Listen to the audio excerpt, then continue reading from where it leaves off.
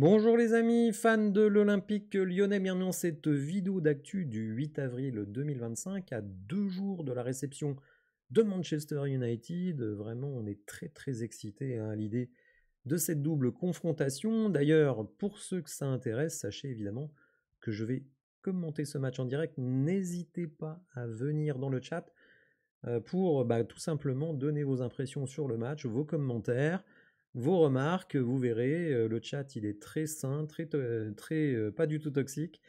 Et donc, vous pourrez échanger entre supporters. En attendant, écoutez les amis, je vous demande de me rendre un petit service, d'aller dans l'onglet en direct, de vous positionner sur la vidéo du live et de me mettre un petit pouce. Ça aide au référencement. Passons maintenant à l'actualité de l'OL plus spécifiquement.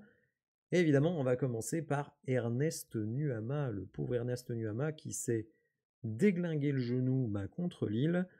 Et le club a tout simplement émis un communiqué médical. C'est rare que l'OL fasse des communiqués médicaux de cette nature. Donc on nous dit l'Olympique lyonnais déplore la blessure grave d'Ernest Nuama, victime d'une rupture du ligament croisé antérieur du genou gauche, survenue samedi soir lors du match OL Lille. Alors à ce stade, évidemment, on ne connaît pas la durée d'indisponibilité d'Ernest Nuama. Et oui, mais déjà la saison 2024-2025 est finie pour lui. Est-ce qu'il va rejouer même avant la fin de l'année? C'est loin d'être sûr. Alors nous, ça nous pose quand même un vrai problème. Évidemment, on souhaite à Ernest le plus prompt rétablissement et le meilleur rétablissement qui soit, parce que des mecs qui se sont fait des croisés et puis qui n'ont plus été les mêmes avant, après, on se souvient de Nabil Fekir, de Jeffrey Adelaide, d'autres s'en sont mieux sortis comme Memphis Depay, mais c'est une vraie grave blessure, surtout pour un joueur comme lui, qui mise énormément sur son explosivité, qui est quelqu'un de très puissant, de très musclé, de très athlétique pour le coup, et qui joue beaucoup sur sa vitesse, qui n'a pas forcément une technique, je dirais, à toute épreuve, contrairement à Nabil par exemple, qui a malgré tout réalisé de très belles saisons après, mais qui n'avait plus vraiment la même accélération. Et donc c'est un petit peu un souci, parce que sur le plan sportif, évidemment, c'est une perte immédiate. Alors je ne vais pas remettre sur l'ouvrage le départ de Benrahma, mais bon, on voit bien quand même que ça nous pose des problèmes. Alors, Malik Fofana a repris la course. Est-ce qu'il sera disponible pour le match de jeudi? On ne sait pas encore. On l'espère parce qu'on en a bien besoin. Et pour les matchs suivants, donc on verra ça, évidemment, on va suivre ça de près. Le deuxième problème que ça nous pose, outre l'aspect sportif, c'est évidemment le mercato. Ernest Nuama faisait partie des joueurs, à dire qui étaient sur la liste des départs possibles. Évidemment, maintenant, vous n'allez pas transférer un joueur qui vient de se faire les croisés et qui est encore en rééducation. Donc ça, c'est un vrai problème, parce que si vous ne pouvez pas le transférer lui, vous êtes obligé d'en transférer d'autres parmi les joueurs qui ont beaucoup de valeur. Donc les joueurs qui ont beaucoup de valeur dans notre équipe, c'est Miko Tadze, c'est Lucas Perry, c'est Malik Fofana, c'est Ryan Cherki. Malheureusement, ça peut laisser entendre qu'un de ces joueurs, ou plusieurs même, vont partir. Donc c'est quand même là une deuxième mauvaise nouvelle par rapport à cette blessure, mais vous le voyez dans le sommaire, on va reparler de Malik Fofana qui va changer d'agent. Alors, autre sujet, bien écoutez, le report du match d'Auxerre.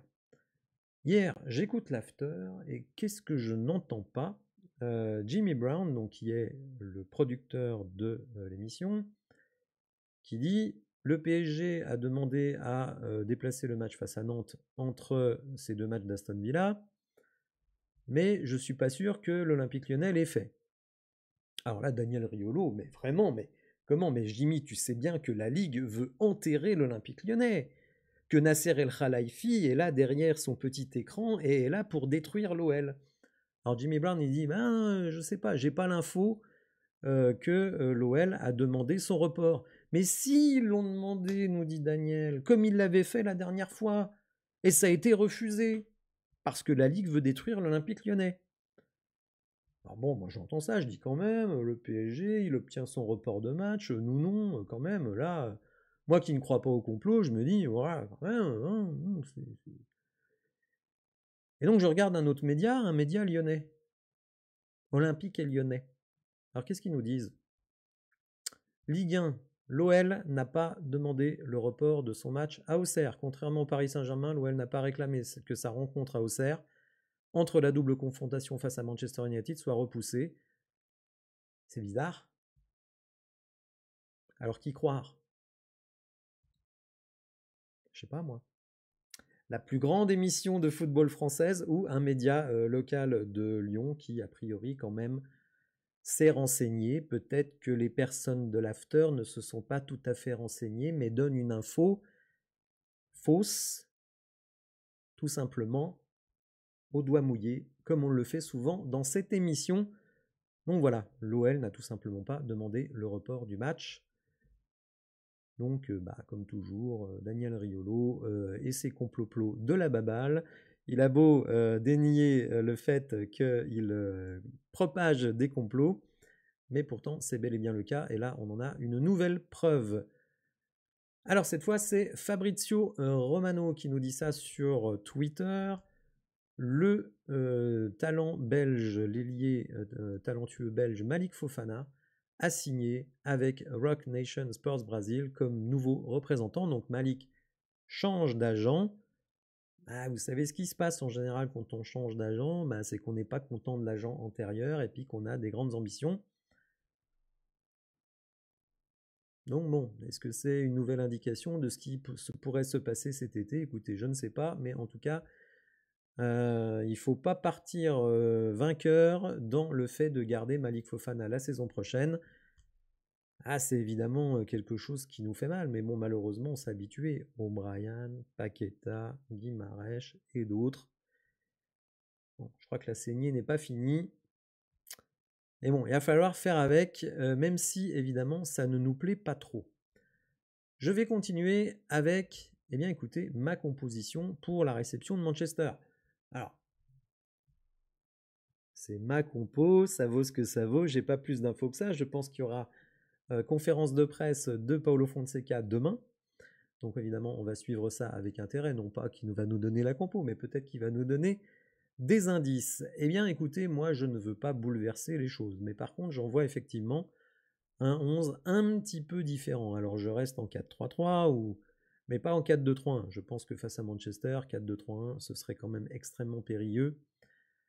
Et puis de toute façon, on n'a pas d'ailier. Donc on est obligé un peu de bricoler sur les postes d'ailier.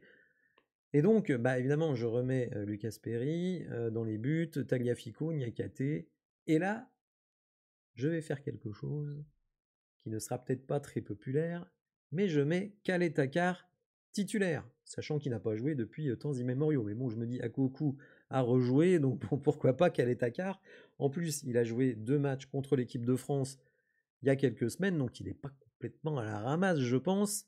C'est mon point de vue, hein. Mais tout simplement, j'essaye d'être en conformité avec la présentation que je vous ai faite hier de Manchester. Je trouve qu'on manque de beefsteak dans la surface de réparation. Pour le jeu aérien, vous avez quand même du Højlund à 1m90 devant, du Zirkzee à 1m90, des grands qui peuvent monter également comme Yoro, comme Maguire, etc. Donc Casemiro aussi. Donc je me dis, quand même pour le jeu de tête, Kale Takar, ça me paraît pas fou. En plus, je pense que on va quand même un peu subir. Je pense, hein. Je ne vois pas tellement avoir la possession demain. Donc je me dis, quand on défend bas, Kale Takar, bon, c'est pas très grave. Kale Takar est embêtant quand on défend très haut, parce qu'il n'a pas la vitesse pour revenir. Donc là, bon, moi, je réintègre Kale Takar, ce qui me permet donc d'accroître la taille moyenne de notre défense et de décaler Clinton Mata sur le côté. Alors, devant la défense, Matic, Tolisso un peu devant, et Maitland-Niles. Et oui, je monte Maitland-Niles d'un cran. Là aussi, dans l'idée de me dire, je vais mettre de la vitesse, je vais mettre des qualités physiques, des qualités athlétiques sur le poste de milieu offensif. Milieu offensif, mais qui va quand même beaucoup défendre. Je pense qu'on va quand même beaucoup défendre contre Manchester. Donc voilà, je pense qu'il est capable de lancer Cherki, de lancer Mikotadze, de lancer Almada, etc., de savoir Tolisso. Donc c'est pour ça que je monte Maitland-Niles d'un cran. En titulaire, je mets Ryan Cherki, mais je ne serais pas surpris qu'il soit remplaçant. Mais bon, quand même, dans un match comme ça, je pense qu'il faut mettre le meilleur 11 possible. Parce que le match retour, il ne sera pas facile. Donc, si on peut faire la différence au match aller, je pense qu'il faut le faire. Du côté gauche, mais bon, gauche, centre, on permute, bon, on peut imaginer beaucoup de choses. Thiago Almada, que ça me plaît de le voir sur son pied fort en partant de la gauche, parce que il a quand même une bonne frappe de balle, et puis évidemment une qualité de passe dans laquelle il peut chercher Mikotadze dans les petits espaces. Donc voilà, n'hésitez pas à me dire ce que vous pensez de cette compo, n'hésitez pas à me donner votre compo dans les commentaires. Voilà, donc 4-3-3 classique, bon, plus défensif, même si j'ai mis Tolisso et Maitland Niles, mais je les mets plus haut, en fait, pour aider défensivement. Mais bon, je pense pas qu'ils vont jouer très très haut. Et je mets Maitland Niles pour avoir plus de punch, pour pouvoir libérer le poste de latéral, le filet à Mata, et réintégrer au moins sur ce match Khaled Takar pour son jeu de tête, tout simplement, et aussi sa qualité dans les duels. D'ailleurs, je crois que il me semble avoir lu il y a quelques temps que c'était le meilleur joueur en Ligue 1 au niveau des duels aériens. Vous voyez, j'essaye d'être cohérent par rapport aux qualités et aux défauts que je reconnais à Manchester United. Alors on continue avec John Textor versus Paris Saint-Germain. Et oui, la grande histoire continue. Alors figurez-vous que dimanche, dans l'émission de DAZN, par parenthèse, l'émission du dimanche soir de DAZN, elle est gratuite sur YouTube. Et je tombe dessus, il y avait 230 spectateurs. Moins que sur certains de mes lives. Enfin bon bref. Donc dans cette émission, John Textor envoie une vidéo à DAZN pour présenter la Coupe du Monde des clubs, qui je le répète selon moi est une belle compétition. Évidemment, elle n'est pas évidente à caser dans le calendrier. Ça fait des matchs en plus, en plein mois de juin jusqu'à la mi-juillet, donc évidemment, pour les joueurs, c'est pas terrible.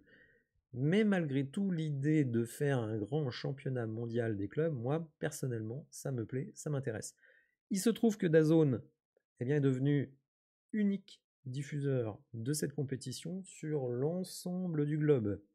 Ils ont payé 1 milliard pour ça, donc évidemment, ça passera en France sur DAZN. Donc, Textor, qui est qualifié avec Botafogo, puisqu'ils ont gagné la Libertadores, va jouer notamment contre Seattle. Je ne savais même pas qu'il y avait une équipe de foot à Seattle. Contre l'Atlético Madrid, quand même pas mal.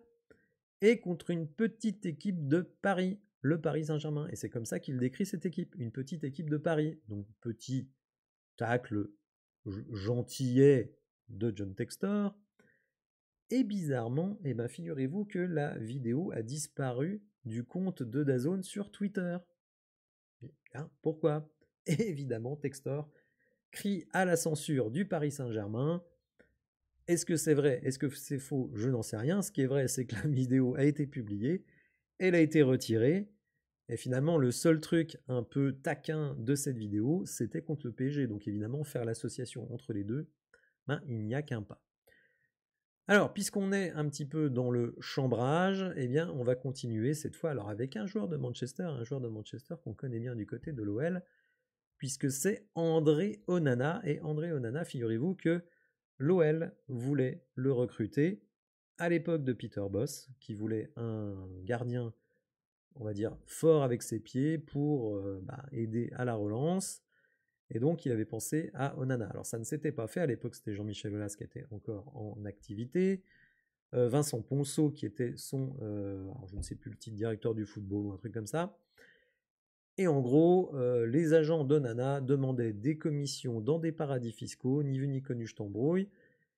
Et donc, Ponceau a expliqué la non-venue d'Onana, tout simplement pour protéger le sommeil de Jean-Michel Aulas, qui ne voulait pas prendre part à des magouille. Donc, finalement, Onana, je crois, est parti en Italie, si je me souviens bien, avant d'être recruté par Manchester United. Alors, bon gardien globalement, mais pas avare de boulettes. Il nous fait des boulettasses. L'ami Onana, et je dirais que ça peut être une des forces de l'Olympique Lyonnais, c'est-à-dire d'aller mettre de la pression sur Onana pour qu'il fasse des bouboulettes et que l'on puisse évidemment en profiter. Et donc, écoutez, il lance les hostilités Onana, c'est Foot Mercato qui reprend ses propos. Je pense que nous sommes meilleurs qu'eux. Nous devons juste aller là-bas et montrer qui nous sommes. Si nous y allons avec une mentalité de gagnant, si nous sommes concentrés, si nous restons compacts et solidaires, bon, ça fait beaucoup de si, hein, et si nous suivons le plan de jeu, nous gagnerons le match. Je pense que nous sommes bien meilleurs que nous connaissons tous l'importance de ce match. Nous irons là-bas avec la mentalité de la victoire. Ce n'est pas notre meilleure saison, mais nous avons encore quelque chose à gagner et nous le ferons. Bon, évidemment, si vous êtes entraîneur de l'Olympique Lyonnais, vous affichez ça en gros dans le vestiaire. Nous sommes bien meilleurs qu'eux. Ça peut aider aussi à la motivation des joueurs. Donc Onana lance les hostilités, mais il faut dire aussi que Ryan Cherki, après le match face à Lille, avait dit on va leur faire la guerre. Donc vous voyez, tout le monde est remonté à bloc pour ce match. Écoutez, c'est super. Enfin, moi, j'adore ça. Quand on fait monter un petit peu la sauce. Donc évidemment, on espère voir un match d'anthologie au Groupama Stadium jeudi soir. N'hésitez pas à me rejoindre et à parler avec les autres supporters dans le chat. Si vous avez apprécié la vidéo, n'hésitez pas à la liker, vous abonner à la chaîne et je vous dis à bientôt pour de nouvelles infos. Merci, au revoir.